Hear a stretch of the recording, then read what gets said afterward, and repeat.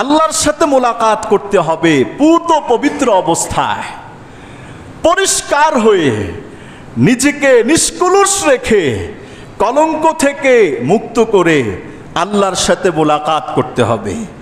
এই জন্যে আমরা প্রত্যেককে জিজ্ঞেস করি, তুমি কি গুনাহগার? প্রত্যেকের দিল বলবে হ্যাঁ, আমি তো মস্ত বড় গুনাহগার। শুধু গুনাহগার না, আমার তো গুনাহের পাহাড়, আমার তো গুনাহের বোঝা, আমার তো গুনাহের বস্তা বস্তা কারি কারি স্তূপ। তখন আপনার দিলে যখন এই কথা আসবে, আপনার দিল কি মনে চাইবে? তখন দিল থেকে বলবেন, আল্লাহ, আমার মতো গুনাহগার আপনার পূত পবিত্রতা বর্ণনা করছে, আপনার কাছে আপনার বান্দা মাফ চাচ্ছে, আপনি আপনার বান্দাকে মাফ করে দেন না। এই জন্যে মানুষের কাছে, এক মানুষ আরেকজনের কাছে একবার দুইবার তিনবার গেলে তৃতীয়বার এলাও হয় না। রব্বুল আলামিন বলছে, তোর দুটা চোখ বন্ধ হয়ে যাওয়ার আগ পর্যন্ত আমার রহমতের দরজা, তাওবার দরজাটা তোদের জন্য ওপেন। একজনের জন্য নয়, গোটা বিশ্বজাহানের সমস্ত মানুষের জন্য। সুবহানাল্লাহ। সারা জীবন সে অন্য ধর্মের অনুসারী ছিল, ইসলাম ধর্মে অনুপ্রবেশ করে নাই, কিন্তু জীবনের শেষ বয়সে তার দিলে আল্লাহ পাকের অলৌকিকত্ব তার দিলে জাগ্রত হলো। সে বলে ফেলল, লা ইলাহা ইল্লাল্লাহ মুহাম্মাদুর রাসূলুল্লাহ সাল্লাল্লাহু আলাইহি ওয়াসাল্লাম। এই এক কালিমা পড়ার দ্বারা রাসূল করিম বলেছেন, আল ইসলাম ইয়াহদিমু মা কানা ক্বাবলা। এই কালিমা পড়ার কারণে তার পিছিলা জীবনের যত গুনাহ আছে, আল্লাহ সব গুনাহ ধুয়ে মুছে সাফ করে দেন। ইনি তো হলেন রব্বুল আলামিন, ইনি তো হলেন স্রষ্টা, ইনি তো হলেন আমাদের বিধাতা, ইনি তো হলেন লালন কর্তা পালন কর্তা, ইনি হলেন আমাদের জীবন, যার কুদরতি হাতে আমাদের জীবন প্রতিনিয়ত। উনি শুধু সুইচ অন করবেন আর প্রাণটা চলে যাবে। উনি সুইচ অন করে রেখেছেন বিধায় প্রাণটা আছে। ঠিক না ভাই? ঠিক। ইয়াসআলুনাকা আনির রূহ। কাফিররা জিজ্ঞেস করবে, এই মুহাম্মদ বলো, তুমি না সত্য সত্য নবী, রূহ কাকে বলে? আল্লাহ পাক রাসূলকে ওহী পাঠালেন, না, সব প্রশ্নের উত্তর দিলে ওরা ঈমান আনবে না। কেন? খাতামাল্লাহু আলা কুলুবিহিম ওয়া আলা সামিইহিম ওয়া আলা আবসারিহিম। এদের চোখে, এদের কানে, এদের মুখে, এদের কলবে আল্লাহ তাআলা কুফরির মোহর মেরে দিয়েছেন। আপনি ওদের প্রশ্ন অনুযায়ী গোটা পৃথিবীকে স্বর্ণ বানিয়ে দিলেও এরা আপনার প্রতি ঈমান আনবে না। এরা হলো সেই সম্প্রদায়, দিলের ভিতরে তারা গায়রুল্লাহকে এমন ভাবে লালন পালন করেছে। আল্লাহ তাআলা আয়াত নাজিল করে দিলেন, হে রাসূল আপনি বলুন, কুলির রূহু মিন আমরি রাব্বি। রূহটা আল্লাহ পাকের আদেশ, রব্বুল আলামিনের আদেশের সুইচ অন আছে। এই যে দেখি বটি সব চলে, রব্বুল আলামিনের আদেশের সুইচ যেদিন জিবরাইল আজরাইলের দ্বারা বন্ধ করে দেওয়া হবে, এই মানুষ আর মানুষ থাকবে না, এটা হয়ে যাবে লাশ, নিথর দেহ, নিথর প্রাণ হয়ে যাবে। ঠিক না? ঠিক কথা বলেন না? এই জন্যে রব্বুল আলামিন তাওবার দরজা, হাত্তা ইগারগির গারগারা, মৃত্যুর গরগরা কখন আসে? যখন তার রূহটা শরীর থেকে বের হওয়ার একান্ত নিকটে চলে যায়, যে একটু ব্যবধান, 2 সুতা ব্যবধান আছে, রূহটা এরপরে বের হয়ে যাবে। রূহটা গোটা বডি থেকে আস্তে আস্তে গলার কাছে চলে আসে, এটাকে বলা হয় গারগারা।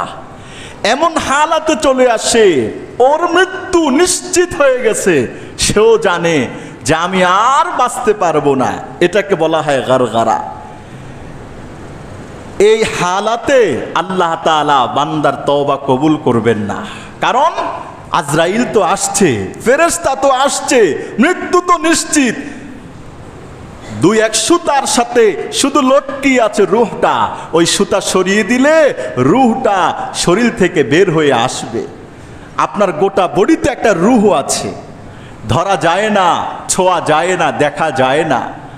এই রুহটাই আপনাকে সচল রাখে 24টা ঘন্টা, জীবনের পর জীবন, যোগের পর যোগ আপনি সচল। রব্বুল আলামিনের কুদরতি হাতে কিন্তু আপনার রুহটা আছে। ঠিক না বেটি, কথা বলেন?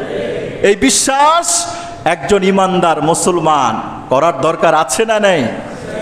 আল্লাহু আকবার। কোরআনুল কারীমে সূরাতুন নিসার 18 নম্বর আয়াতে আল্লাহ তাআলা বলছেন, লাইসাতিত তাওবাতু লিল্লাযিনা ইয়ামালুনা সাইয়্যাত।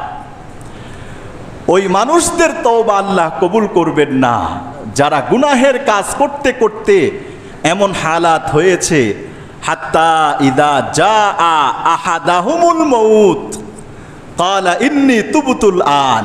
যখন দেখে মৃত্যু চলে আসছে, ফেরেশতা জান নিয়ে যাবে, তখন বলে আমি তওবা করলাম। আল্লাহ বলে এই মুহূর্তে তোর তওবা কবুল হবে না। ঠিকটা বেঠিক কথা বলেন? ওয়ালাল্লাযীনা কাফারু ওয়াহুম কুফফার ওয়ালাল্লাযীনা মাতু ওয়াহুম কুফফার। আর ওই সময় কাফের বেঈমানদের তওবা আল্লাহ তাআলা কি করবেন না? কবুল করবেন না। এই জন্য তওবার দরজা খোলা কিসের আগ পর্যন্ত? মৃত্যুর গারগারা আসার আগ পর্যন্ত তওবার দরজা খোলা। আল্লাহ তাআলা বলেন, ফাকুলতু ইস্তাগফিরু রাব্বাকুম فقلت استغفروا ربكم إنه كان غفارا। আল্লাহ তাআলা ঘোষণা করেন, হে আমার বান্দা, আমার রাসূলের পেয়ারা উম্মত, ফাকুলতু ইস্তাগফিরু, তোমরা রব্বুল আলামিনের কাছে তওবা করো। দুনিয়ার কেউ আপনাকে মাফ করতে পারবে না, কেউ আপনাকে ক্ষমা করতে পারবে না।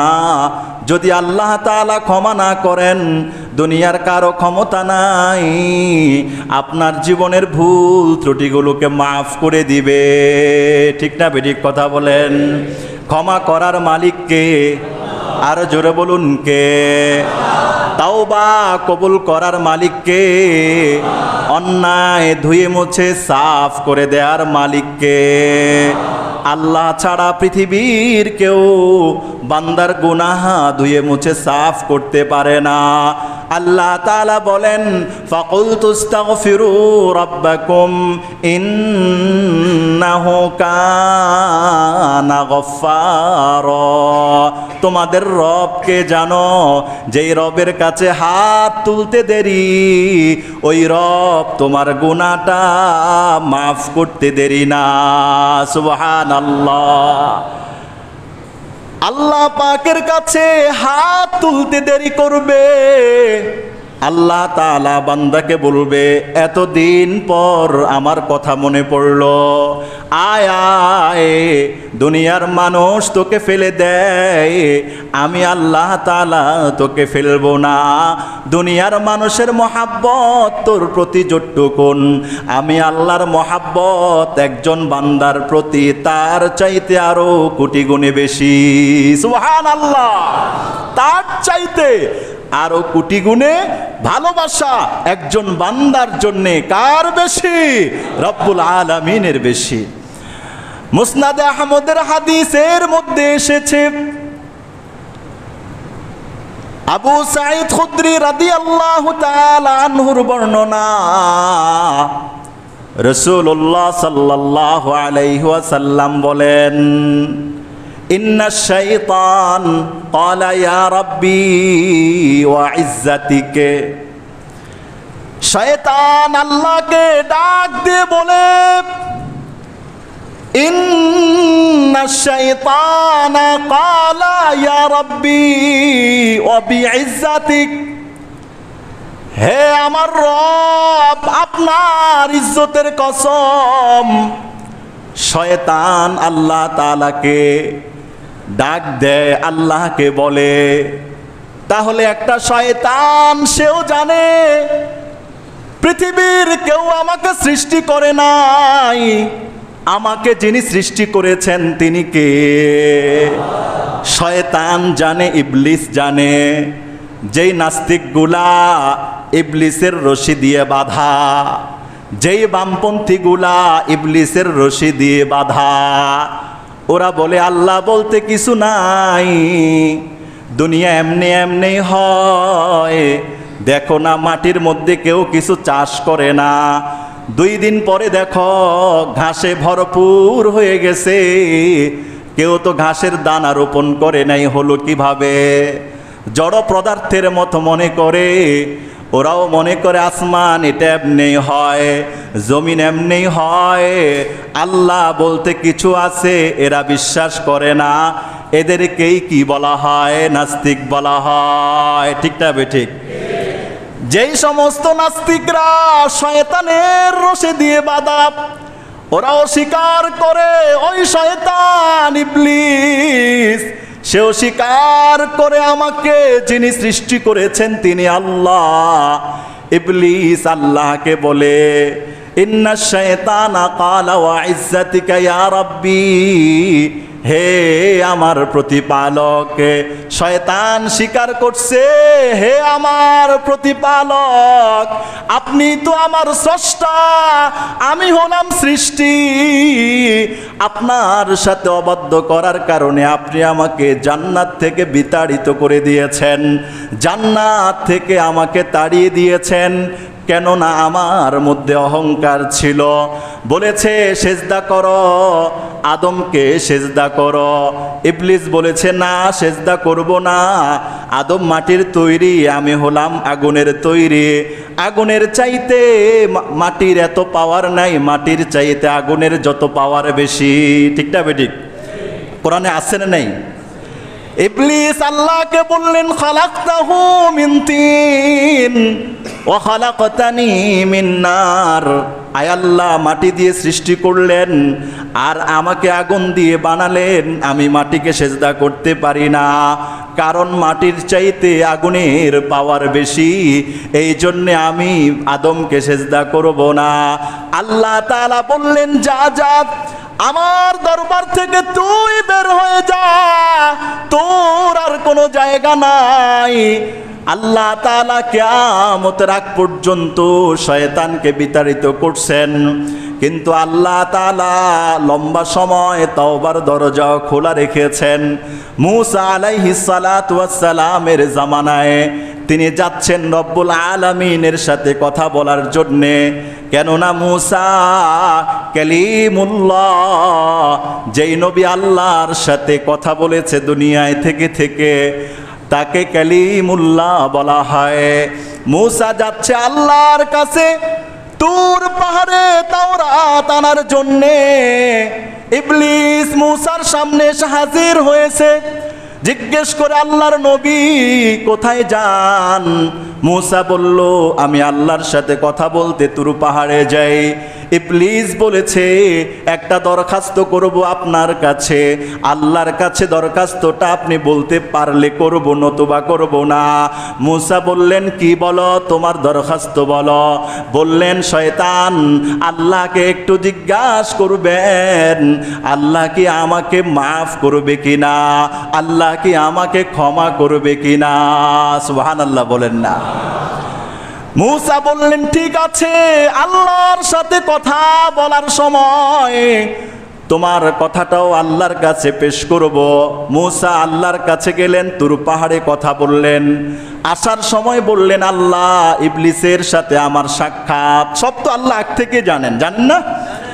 বলেন, আল্লাহ ইবলিসের সাথে সাক্ষাৎ, আপনাকে বলতে বলেছে, দরখাস্ত করতে বলেছে, আপনি কি তাকে মাফ করবেন কিনা? আল্লাহ বলেছে, যেই কারণে ইবলিসকে আমি জান্নাত থেকে বিতাড়িত করে দিয়েছি, সেই কারণ যদি সে পালন করে, আমি ইবলিসকেও মাফ করে দিব। সুবহানাল্লাহ। ইবলিস জানতে চাইলো কারণটা কি। আবার সাক্ষাৎ হইল মূসা নবীর সাথে। আল্লাহ পাকের সাথে কথা বলেছে সেটাও বলল। আল্লাহ তাআলার পক্ষ থেকে মূসাকে দায়িত্ব দেয়া হলো, এই মূসা ইবলিসের সাথে তুমি কথা বলবা। মূসা ইবলিসের সাথে কথা বলছে, এই তোমাকে আল্লাহ তাআলা রহমতের সীমানা থেকে কেন বের করে দিলেন? বললেন আদমকে সিজদা দেওয়ার জন্য, কিন্তু আমি দেই নাই। মূসা বললেন যেই কারণে তোমাকে বিতাড়িত করে দেয়া হয়েছে, এখন তো নবী নাই, তবে নবীর রওজা আছে। আদমের কবরে গিয়ে আল্লাহর আদেশ পালন করে আরেকটা যদি সিজদা দাও, তোমার জীবনের সব গুনাহ আল্লাহ মাফ করে দিবে। ইবলিস কি বলল? ইবলিস বলল, আহা, জিন্দা থাকা অবস্থায় সিজদা দেই নাই, এখন মরে গেছে এখন দিব না, না এটা আমার পক্ষে সম্ভব না। আবা ওয়াস্তাকবার, অস্বীকার করেছে, অহংকার প্রদর্শন করেছে। আল্লাহ তাআলা বললেন ওয়াকানা মিনাল কাফিরিন, সেও অস্বীকারী অবিশ্বাসী কাফেরদের অন্তর্ভুক্ত। নাউজুবিল্লাহ বলেন না। এই ইবলিস আল্লাহ তাআলাকে বলেছে, হে প্রভু আপনার ইজ্জতের কসম, লা আবরাহু উগবি ইবাদাক মা দামাত আরওয়াহুহুম ফি আজসাদিহিম, আমি আপনার বান্দাদেরকে গুমরাহ করতে থাকব, ভ্রষ্ট করতে থাকব, আপনার থেকে দূরে সরায়া দিব। কতক্ষণ পর্যন্ত? যতক্ষণ আপনার বান্দাদের জিসিমে তার রূহটা থাকবে ততক্ষণ পর্যন্ত। এই কথা কে বলে? শয়তান বলে, ইবলিস বলে। লা আবরাহু উগবি ইবাদাক মা দামাত আরওয়াহুহুম ফি আজসাদিহিম, আমি আপনার বান্দাদেরকে পথভ্রষ্ট করব, বেঈমান বানাবো, মুশরিক বানাবো, বামপন্থী বানাবো, নাস্তিক বানাবো, কোরআনের বিরুদ্ধে আচরণকারী বানাবো, ইসলামের বিরুদ্ধে আচরণকারী বানাবো। আপনার বিরুদ্ধে কথা বলার জন্য তাদেরকে প্রস্তুত করতে থাকবো। কতদিন? যতদিন পর্যন্ত তাদের শরীরের মধ্যে তাদের রূহটা থাকবে ততদিন পর্যন্ত। নাউজুবিল্লাহ বলেন না। শয়তান এই কথা কাকে বলেছেন? দুনিয়ার কোন মানুষের সাথে কথা হইছে? কার সাথে? আল্লাহর সাথে। রব্বুল আলামিন তখন কি বলেন? কালার রাব্বু তাবারাকা ওয়া তাআলা। শয়তান তার বক্তব্য শেষ করার পর আল্লাহ তাআলা বললেন, ওয়া ইজ্জতি ওয়া জালালি ওয়া ইরতিফাই মাকানি, আমি আল্লাহ আমার ইজ্জতের কসম করে বলছি, আমি আল্লাহ আমার বড়ত্বের কসম করে বলি, আমি আল্লাহ আমার সুউচ্চ মাকামের কসম করে বলি, লা আযালু আগফিরুহুম মাস্তাগফারুনি, আমিও কথা দিলাম আমার বান্দা মৃত্যুর আগে যখনই যেই সময় আমি আল্লাহর কাছে হাত তুলে মাপ চাইবে, সাথে সাথে ওই বান্দাকে আমি মাফ করে দিব।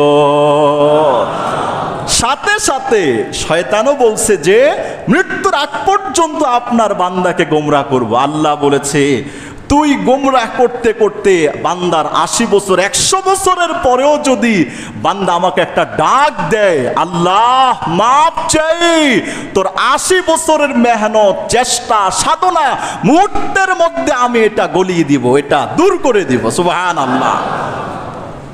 একজন ব্যক্তি 70 বছর ধরে বলছে সানাম সানাম সানাম সানাম বলছে, মূর্তি মূর্তি মূর্তি, গাছের পূজা, পাথরের পূজা, বানায়া পূজা 70 বছর ধরে বলে, ডাকে, এটাকেই মনে করে ভালো, কল্যাণ, মঙ্গল অমঙ্গলের মাপকাঠি। 70 বছরের পর হঠাৎ করে তার জবান দিয়ে একবার বের হয়ে গেছে, ইয়া সানাম সানাম সানাম বলতে বলতে বলে, ইয়া সামাদ ইয়া সামাদ ইয়া সামাদ কুল হু আল্লাহু আহাদ আল্লাহুস সামাদ।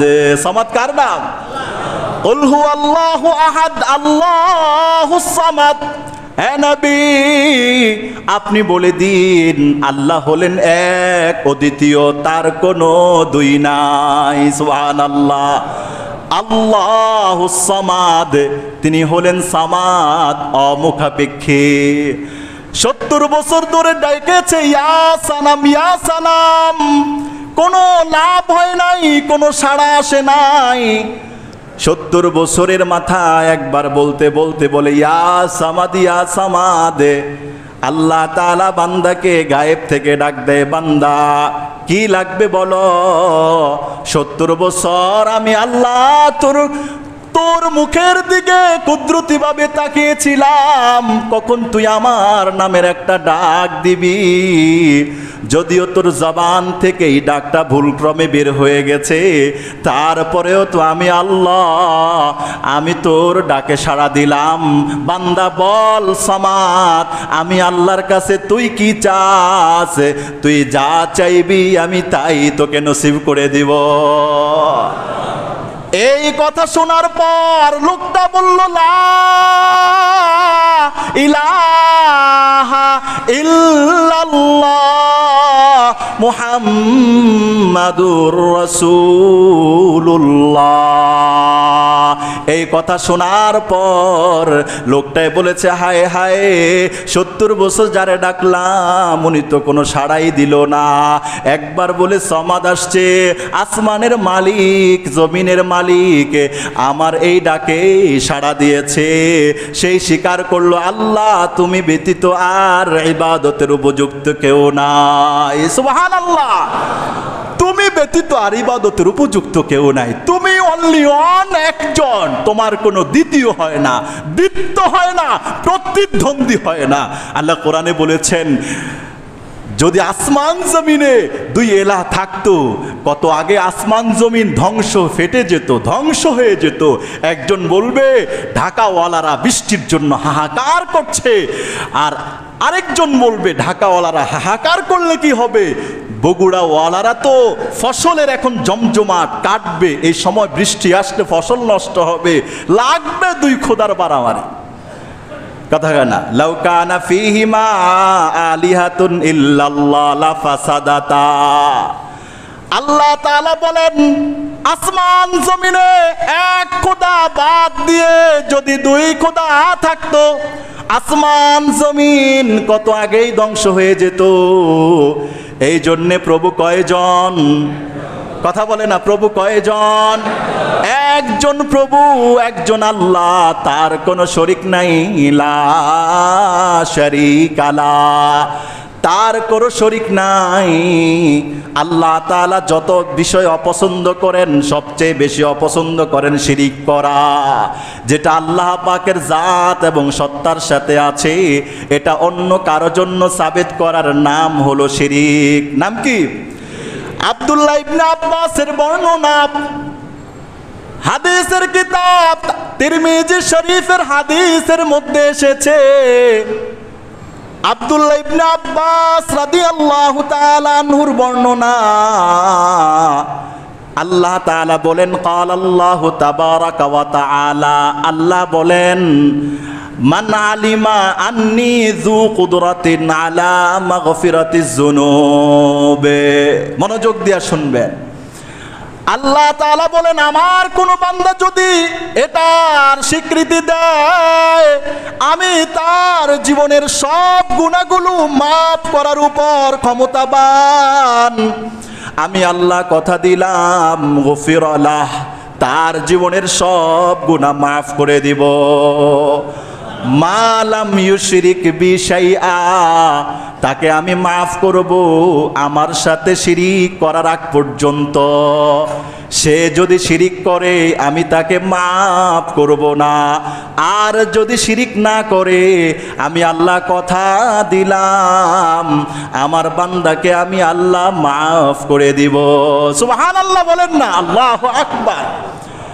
ইবনে মাজাহ শরীফের হাদিসে এসেছে, হযরত সাফওয়ান ইবনে আসাল রাদিয়াল্লাহু তাআলা আনহুর বর্ণনা, সাহাবী, তিনি বলছেন, রাসূলুল্লাহ সাল্লাল্লাহু আলাইহি সাল্লাম বলেন, ইন্নাল্লাহা জাআলা বিল মাগরিবি বাবান, আল্লাহ তাআলা পশ্চিম দিগন্তে একটা দরজা তৈরি করেছেন। সুবহানাল্লাহ বলবেন না? পশ্চিম দিগন্তে আল্লাহ তাআলা একটা দরজা তৈরি করেছেন। মাসিরাতু 70 আমান লিত-তাওবাতি, তওবার দরজা, এটার নাম হলো বাবুত তওবা। একটা তওবার দরজা আল্লাহ তৈরি করেছেন।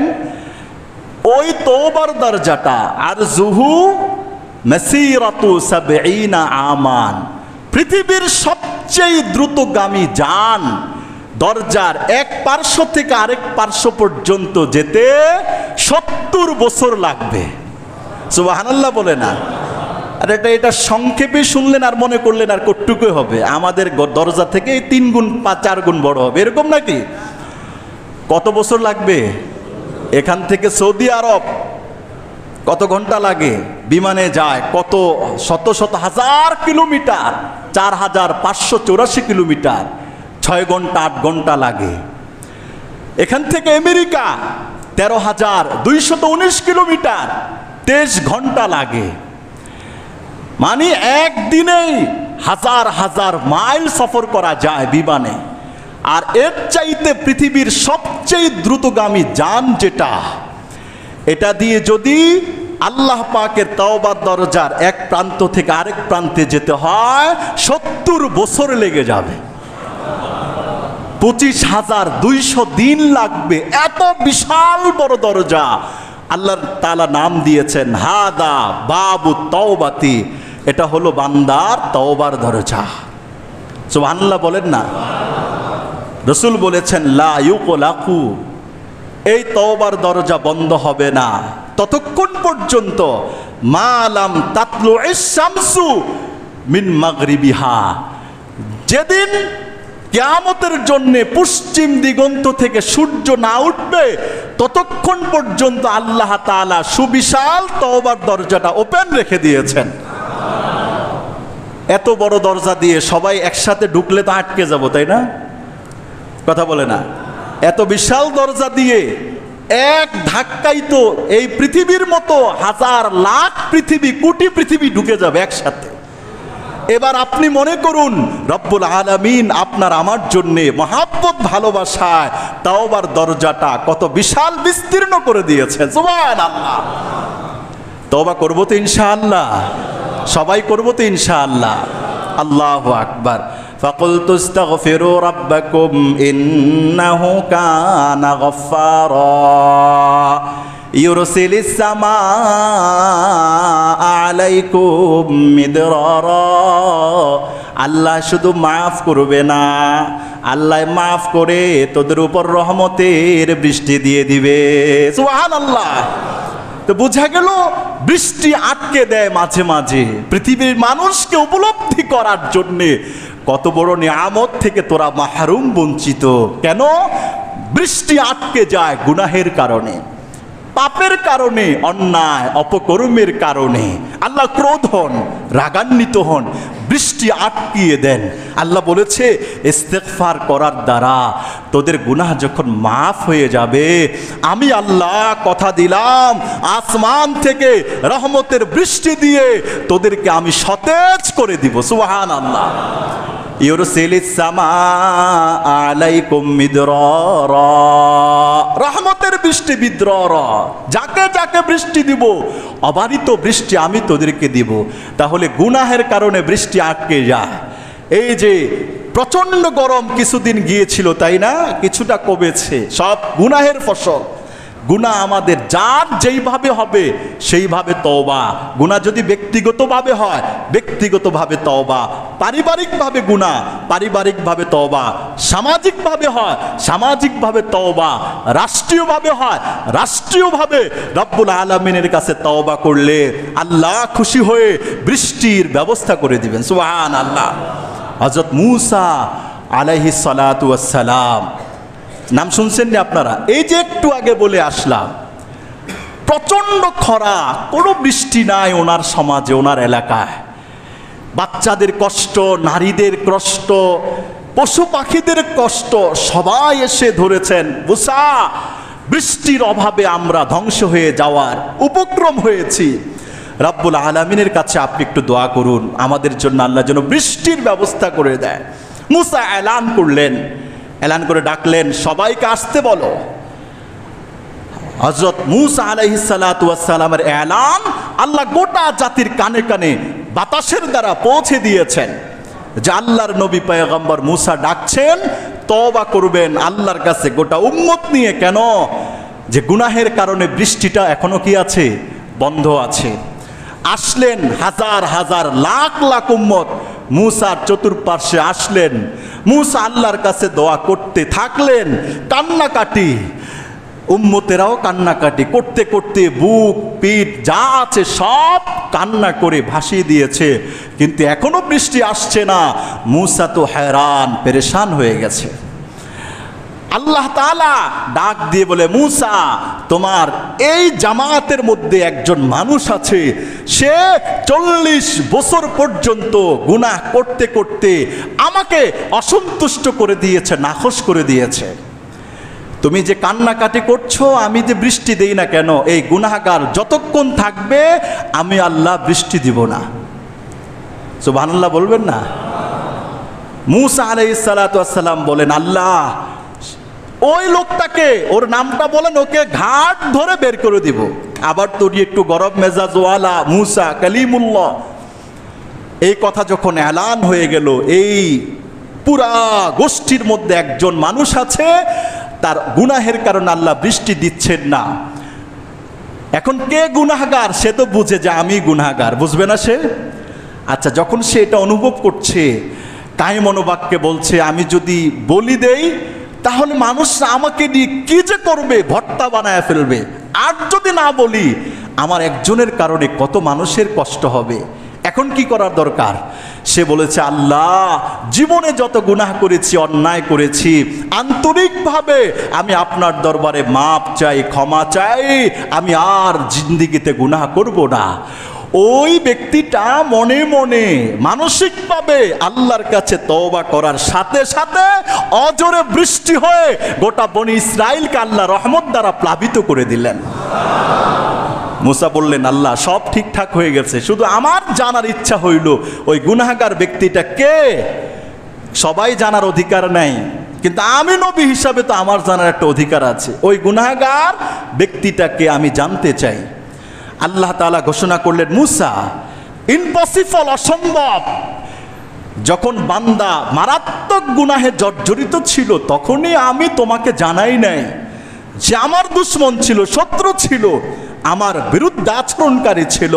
আজকে সে এমন এক তওবা করেছে, তওবার দ্বারা সে তো আমার দুশমন নয়, সে আমার বন্ধু হয়ে গেছে। দুশমন ছিল তখনই তার নাম কাউকে জানাই নাই, আজ সে আমার বন্ধু, এই নাম তোমাকে জানাবো, কল্পনা করো কিভাবে। সুবহানাল্লাহ, সুবহানাল্লাহ বলেন, আরো জোরে বলেন সুবহানাল্লাহ। তাইলে বোঝা গেল যে গুনাহের কারণেও বৃষ্টি কি হয়? আটকে থাকে। আল্লাহ তাআলা আমাদেরকে বেশি বেশি করে তওবা ইস্তিগফারের আমল করার তৌফিক দান করুক। সবাই বলুন আমিন।